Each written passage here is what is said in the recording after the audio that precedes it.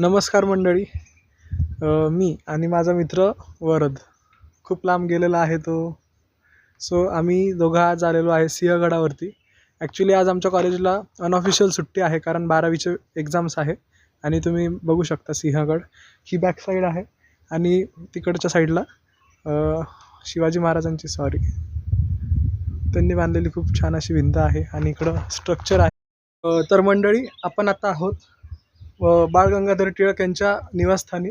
हे त्यांचं सिंहगडवरील निवासस्थान आहे आणि हे त्यांनी त्या काळामध्ये विकत घेतलं होतं. आणि तुम्ही बघू शकता त्यांची मूर्ती आणि स्मारकसुद्धा इथं आहे केलेलं.